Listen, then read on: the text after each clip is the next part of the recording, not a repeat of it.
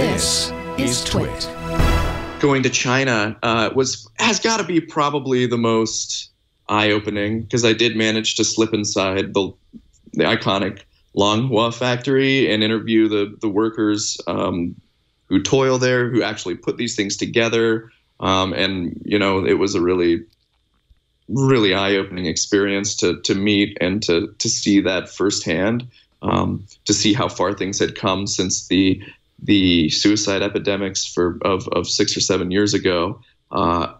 It's such an important part of the device's story, is how it gets made, how it gets manufactured, and just this reminder that there are human hands, hundreds of thousands of them, who make it possible, who perform one repetitive task and move on, and just, you know, dedicate large portions of their lives to creating these devices so we can have them in our pockets.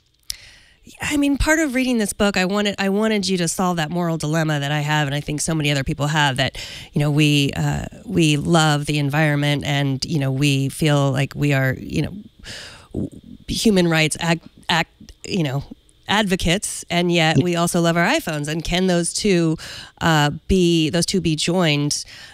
You unfortunately didn't solve that moral dilemma for me.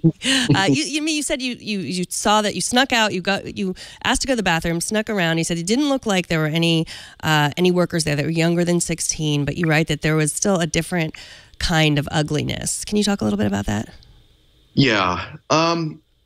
So in the interviews that I did with the workers, some themes kept emerging.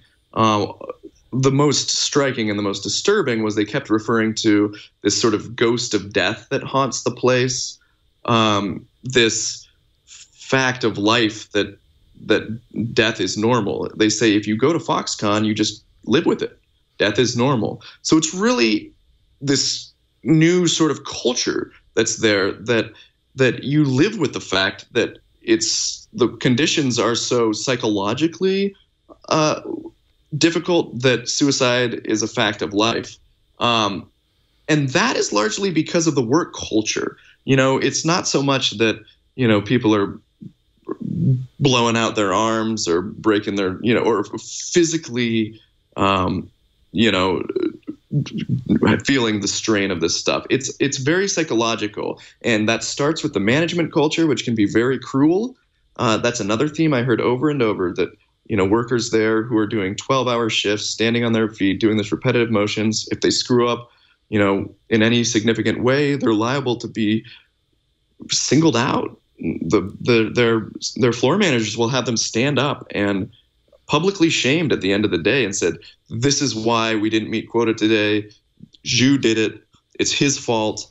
Will you apologize and make sure this never happens again?" So it's this immense amount of pressure where you don't know a lot of people. Oftentimes you've migrated from a rural, more impoverished part of the country. You're in these giant factories, these towering monoliths of industry. It was insane how big they were, how gray, how drab, how small it made you feel, how little there was in that environment. I mean, remember, these factories house and are the workplace to hundreds of thousands of people. 500,000 people worked in Longhua at its height. And it's in one factory block, one ginormous city-state of a factory. It takes you about an hour and a half to walk across the whole thing. And there's really nothing. I didn't see any public parks or any places to sit. There was a 7-Eleven where you could go spend some money, and some cyber cafes where you could go spend some money. But the sum total effect was indeed this sort of grim kind of place that was designed for maximum efficiency, for production, and for little else. It was just, as one of the Foxconn workers told me, and I quote, "It's not a good place for human beings," and that really just resonated, and it felt true as I walked through those factory blocks. And for you personally, did that change the way you look at your iPhone or your use of your iPhone? Absolutely, absolutely. Maybe it's a little cliche to say, but my phone does feel a little bit heavier now. It feels like a much more complex, much more morally complex device. And to answer, or to begin to answer your earlier question, is there a moral conundrum embedded in our phones? And I'd say there is, but it's not specific to the phone.